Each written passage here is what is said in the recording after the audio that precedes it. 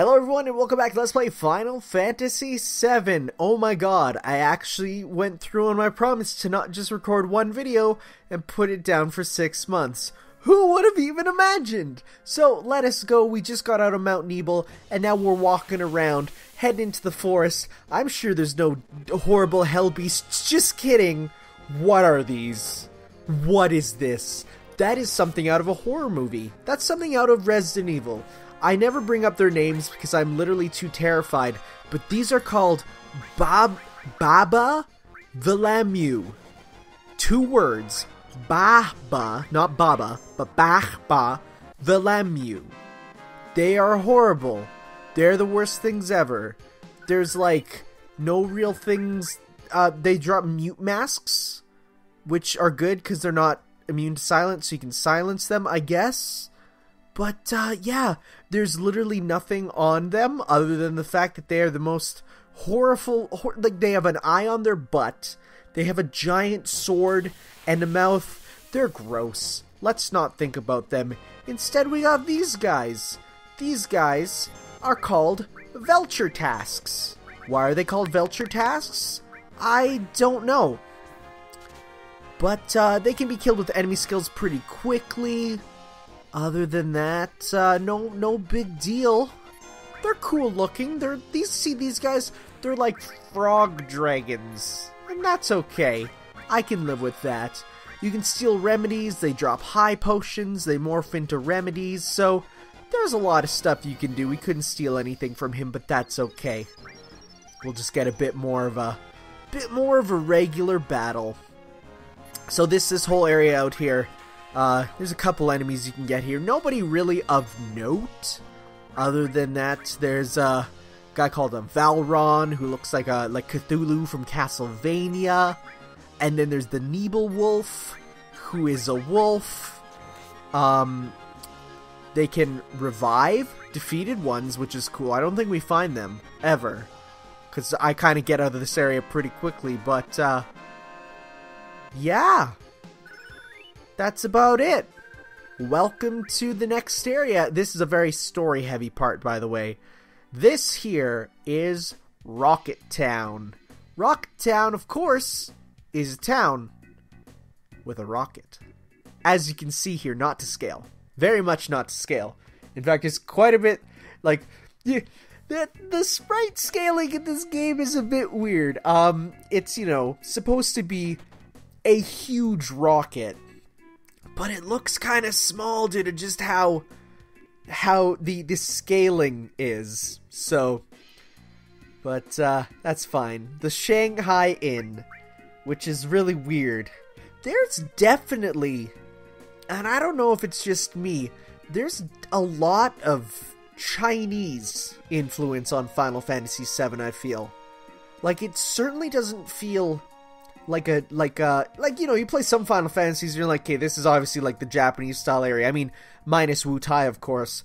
But there's like some areas you go to and you're like, this place definitely feels very Chinese inspired, like the Shanghai Inn and stuff. And I don't know, am I the only one who gets that? Just a bit weird. But that's nice. That's nice, actually. In this era of RPGs, you don't get that very often. The only real, thing I can think of that did something similar was another Let's Play I still need to finish for this channel, which is Breath of Fire 4. I'll get back to it one day, don't worry. One day. But that game is very much like East Asian inspired, like not Japanese and Chinese, but the other mythologies, like Indivisible and stuff. And I think that's really cool, but you don't really get that very often. And it's kind of a different way to go about it. Overall, Final Fantasy VII has a very interesting style that I don't really go into. Also, we can just buy a shotgun here. No big deal. But those gold armlets we were stealing, we can buy one here. Now, we own 2 and we have 2 equipped. That means we have 4. Since we only have 3 party members on at a time, it'd probably be very dumb for me to not have everyone in one. I don't know why I don't. Now, if you see here, the attack percent goes down with the sniper. So, with the sniper rifle, it pretty much, I think attack percent is like your your hit rate, I'm pretty sure. And I think with the sniper rifle, you have a very high chance of hitting. That, or it's the critical rate. That, I'm not super sure about. Shoutouts to the DualShock 4's battery being the worst thing ever. I literally bought... I have 4 DualShock 4s. Not because I play multiplayer games with 4 people. In fact, finding multiplayer games with 4 people is almost impossible on the PS4. There's a couple, but there's not many. But only because of the fact that they keep dying so quickly. So quickly. And it's the only controller where I really feel like it's a major problem. I even have the lights turned down and anything. And this guy is not having a good time. Bit of an existential crisis. Nothing in his life can excite him. Not even with a cute wife. I say, this is where we need to bring in Bushido in the bedroom. Which is possibly the greatest Final Fantasy retranslation that has ever happened. I bought a bunch of items here. Nothing particular. I cut that out. You don't want to see that. But as you can see, pretty much everyone in this town, like their whole world revolves around this rocket that's in there. Everyone talks about it, everyone knows about it. I mean, to be fair, if you live in a place with one giant thing, you'd talk about it all day. That, or you would ignore it because it just becomes normal. I don't know. Sort of like the giant iron in Fooly Cooly. If y'all watched Fooly Cooly, I recommend you do. But we got the drill arm here. And can I just say, drill arms are very cool. Like, in everything. Whoa, hey, look at this. And it's so good our party members come out. The tiny Bronco. Even Cloud's like, ooh, that's so cool. And, yeah, for the first time, someone's like, can you please, like, get out of my home? Well, not really. She's just surprised. But that's okay. It's weird. And Vincent doesn't even... Vincent's, yeah, it's okay. It's fine. Don't worry about it. So, but, yeah. It's very, very weird that in this universe, in many RPG universes, walking through people's houses is totally fine. But, so we head back in here. She says we have to go talk to the captain. Now, who is this captain? Also, shoutouts to this Akira Toriyama looking vehicle over there. Who's the captain? I wonder if he's a party member or something. Hey, what's up, old guy? It's his job to make people laugh. Do you know any good jokes? Nope.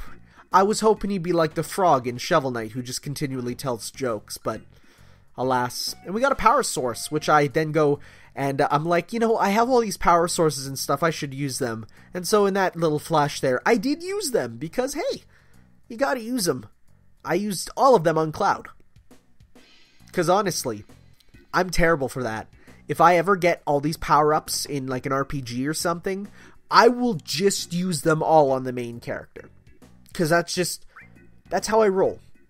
You know, Kingdom Hearts, especially, it's like, I'm just gonna use them all on the main character. But like, any RPG, it's like, oh, you got something to boost your stats. Like, well, that's going on with my main guy. Because he's gotta be in my party the whole time, right? So, why not? I mean, it's probably not the best way to deal with it, but you know. And I'm doing a little bit of save here. I don't know why. Saves are good. Saves are important. Also, if I ever need to re-record footage ever, I will have every save necessary. Every save. I've gone from, I don't need more than one save file, to, why don't I use all the save files? I'm really bad now for filling up all the save slots. And what it comes down to is, okay, but what if I screw up and need to get something for the bad ending or the good ending? I don't want to replay everything. You know? Thankfully, that's never really happened. The only things that have happened is for Let's Plays if I had to re-record parts. Because, you know, shoutouts to my recording device for sometimes just exploding. And because I do the saves like that, I'm able to just be like, okay, I just have to hop back in from here, and I can hop back in. I mean, we've had that happen on this, but, hey, you look like a main character. Look at all these designs. Look at his Digimon goggles. What's his name? Is it true? It's Sydney! That joke was a lot funnier when her name was actually Sydney in Final Fantasy 15, and then they changed it to Sydney. So let's talk to him. First off, is Rufus coming? 'Cause that's not good. I don't know about that young president, though. I'd rather have an experienced one. One that's, fit for his position, if you know what I'm saying. So what's up with this rocket, my dude? Actually, it's really interesting. You can read about all the stuff in the library about how they had a space program, and that was a whole thing about it.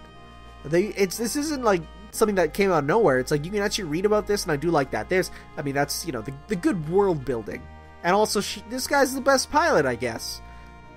I don't know if I would necessarily say you have to have a pilot for a rocket, though, just because of the fact that. Also, shout out to the word anal in a Final Fantasy game. I don't know if you need to be a pilot to ride in a rocket ship, because I don't know, man. It's just a bit weird. It's very different. I think you need a different skill set. I think you just need to worry more about like if something goes wrong instead of being able to like fly. I don't know. Maybe it's weird. But yeah, the rocket's tilting. That's scary. I mean, it's like the Leaning Tower of Pisa. I wonder if that's going to fall in my lifetime. Anything like that. Oh my god, guys, actually today, I was driving down the road, and this truck was in front of me, and the truck had like a bunch of PVC pipes, but he hit a curve, and it literally nearly ran into me. It was the scariest thing. It leaned over. That just reminded me. I just got a flashback of how I nearly died. Yo, can we borrow your tiny Bronco? No? Is that okay? No, man, I really want it. No, we don't care about that. So, he obviously doesn't really want to give us the rocket. Not the rocket. Us riding a rocket? No, that's dumb. We're not going to do that. We obviously can't just take the tiny Bronco. But this is one of those areas where even if, the 3 times speed is really important. Because just, come on, it's not very fun to have to run around this whole thing, But, what are we gonna do? He said something about Shira being a big problem. So let's go talk to that Shira. Maybe? I say as I run around like an idiot, not knowing what to do. Is that the red one over there? I don't know what that one is.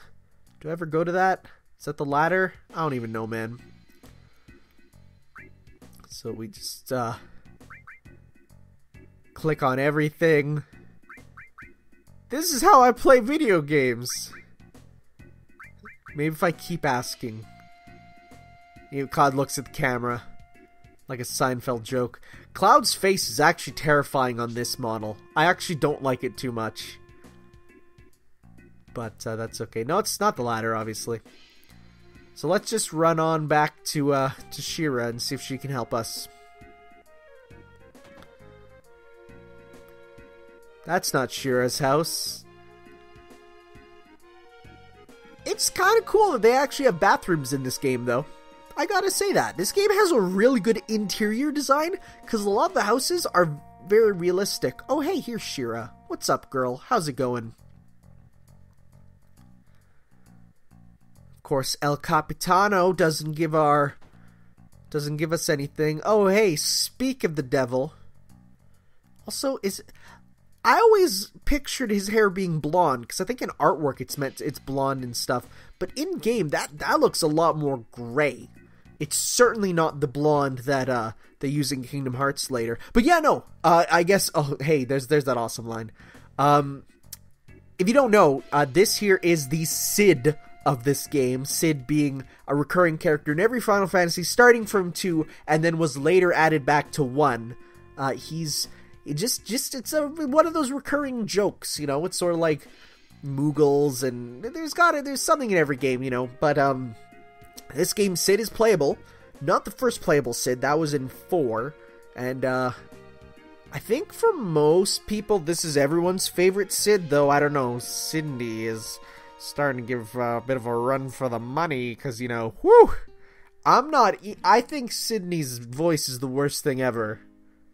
Truly, I think it's the most horrible accent, but boy, she's attractive. There's no denying that. But, see a bit of a flashback here.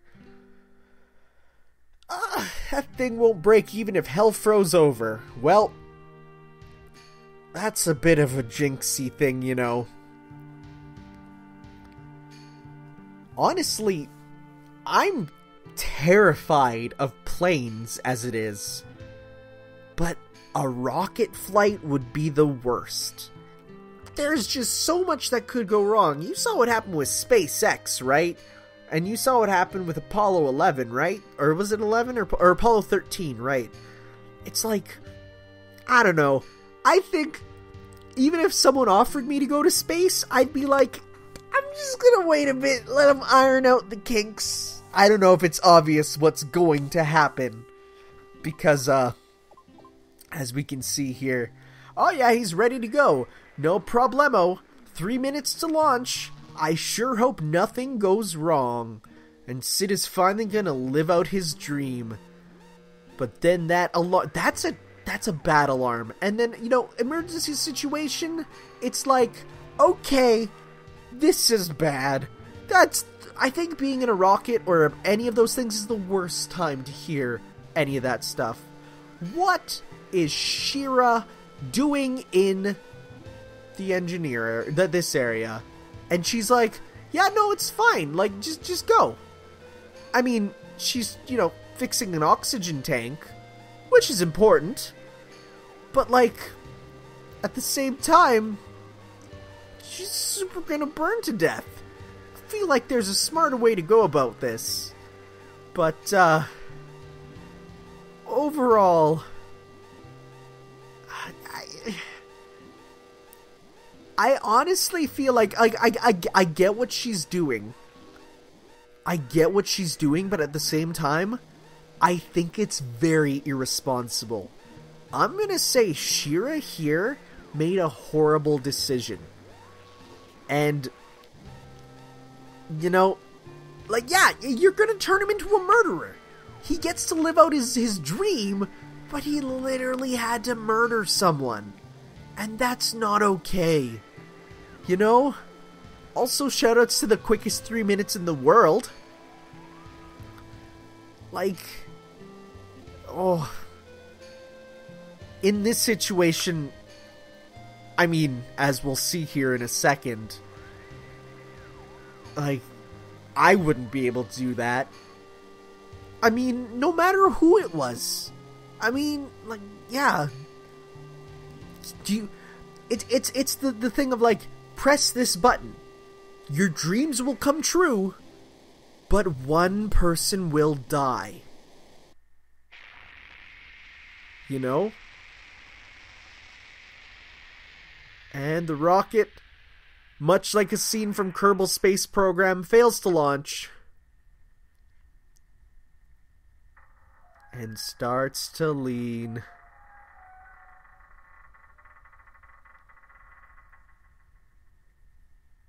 Thankfully, it was stopped by something. But, so Shira, as we can see, didn't die. Also, shout out. Oh, that fade out is so. I have to say, stop saying shout outs. That fade out was so good. But, Shira, I mean, I get she wanted to save Sid's life because if the oxygen tank went off. But at the same time, Sid couldn't kill her. It's like, this is why you gotta do, like, triple checks before you get the final go-ahead for stuff. I don't know. Both people are kind of at fault here. Still haven't got our tea. I would love some tea right now.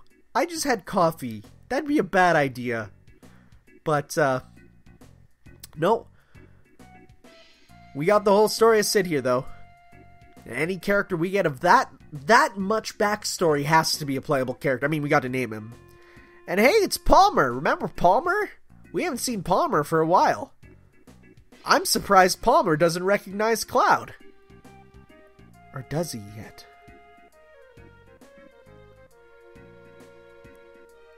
Just the fact that a big-time CEO just walked into the house that we're in is a little awkward. Also, that's rude. Don't body shame him, yeah. Palmer's actually so... There's something about his PS1 animations that's the best, you know. Don't forget the lard. Boy, geez. I feel like... I'm worried Palmer's gonna be changed up for the remake. And he doesn't even recognize us. He's too distracted by that nice succulent tea, you know? But Rufus is here. Uh-oh. That's not good. Rufus hates us. Kind of weird that at this point, Rufus is the primary antagonist, really. Which is weird, because I guess, you know, you look... Well, I guess not. Well, yeah, he kind of is, but, like, you look back and... I don't know, I feel like Rufus, if you said to a casual, you know, Final Fantasy fan, who'd be like, you know, you say, like, who's the villain of Final Fantasy VII? Well, it's like, the Sephiroth. Everyone knows Sephiroth. But, like, you said, okay, do you know who Rufus is? I feel like a lot of people wouldn't know, you know? At least for now. Palmer's gonna take it. Well, that's not good. Well, hey Palmer, get off our tiny Bronco. Yeah, right? Still doesn't remember us. No, now he does. How can you forget Cloud's head ever? In this, like, it's not even a thing that, like, a lot of people have in this universe. But, yeah, no, here we go. We're fighting Palmer here. He's, look at his little dance. Look at his little dance. He's working hard. So, if I recall, this isn't much of a fight with Palmer, really. He's really just kind of dancing. I mean, he's a happy dancer, which is great. His actual in-game model is a little scary, though. I much prefer his other one. His attacks are weak and his HP is low. The battle is more of a comical affair. And I like how on the Wikipedia it even says, Palmer's motions are humorous when he uses Insight and when he childishly taunts the player. When his HP is completed... Oh, we'll get to see that after. Yep, this is ya boy Palmer.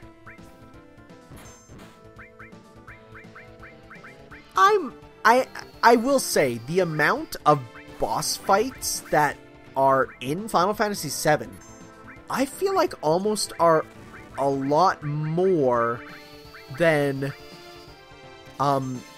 in other Final Fantasies. There seems to be a lot of bosses, which I think is really good. I feel like there's, like, other Final Fantasies seem to have a lot less bosses. But this one, it really feels like you just go from boss to boss to boss. You hear the boss music way more than almost any other ones, you know? Something interesting is that Palmer, there's actually an unused scene with him in the Honeybee Inn. But, of course, that whole area has a lot of stuff that was left out.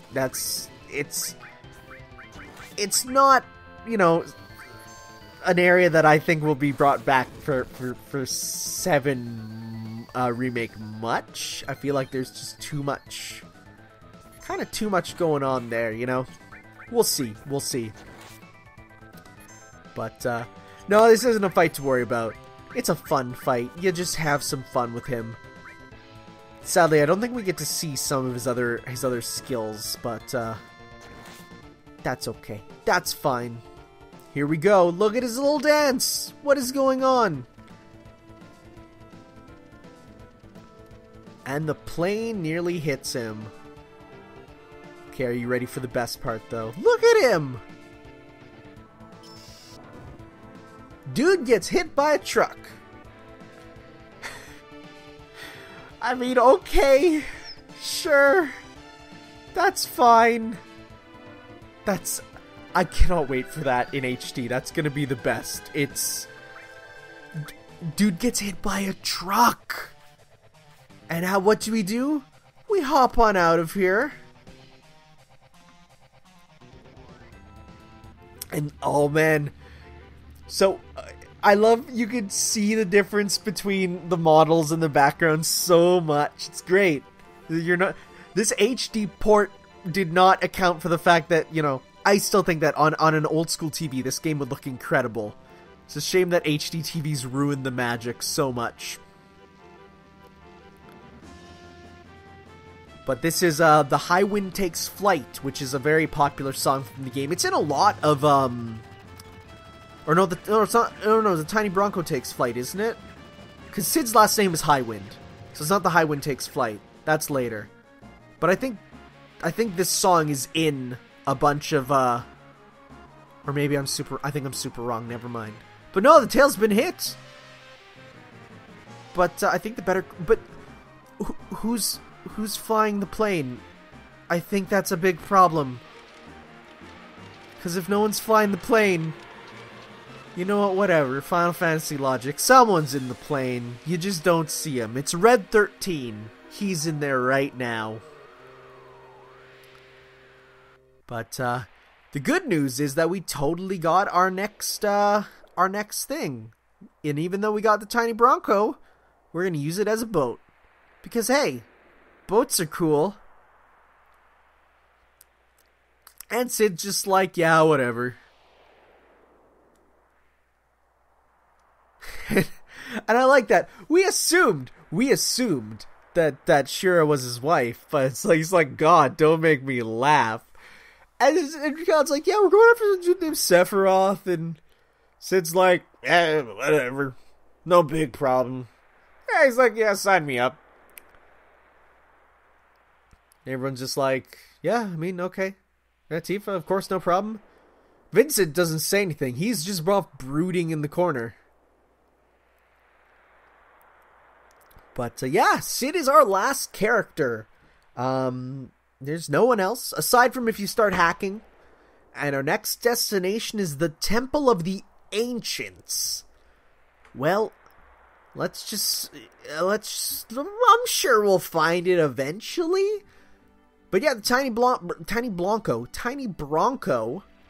cannot go into deep waters, but can go in shallow waters and across any rivers there. So we have quite a bit that is opened up, and honestly, it's a bit daunting when you see it at first. Because I mean, look at all this that now you have to go through, right? Like there's a bit here. All the rivers and stuff lead to other stuff. We can't go up there. That place looks suspicious. The rivers go places. There's a lot. It opens up. But at the same time, the game somehow, and I will never know how, does a really good job of leading you to the right place. You see this house, you're like, oh hey, what's in this house? What's up, my dude? There's a cutscene when you enter, which means you know it's important. And it's like you picked an out of the way place. And this guy happened to have a thing called the Keystone. So this dude just happened to have the key to the Temple of the Ancients. And he just sold it away.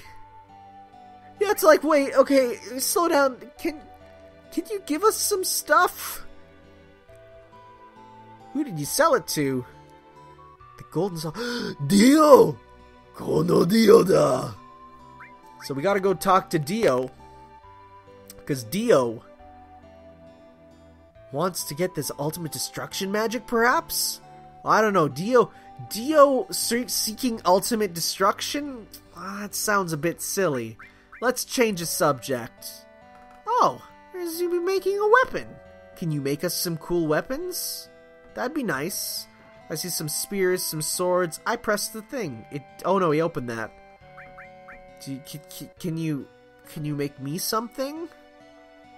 You don't just come barging in here. Well, I mean, sorry. Okay. Well, I guess our next stop, because we can go to the Temple of the Ancients, I think. Right? But I think the more important thing is to go after Dio. Just kidding, we're not going to go there just yet. Not just yet.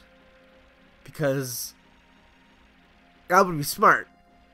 I think I am going to the Temple of the Ancients, which I don't think is actually where we need to go right now, but hey, you know what?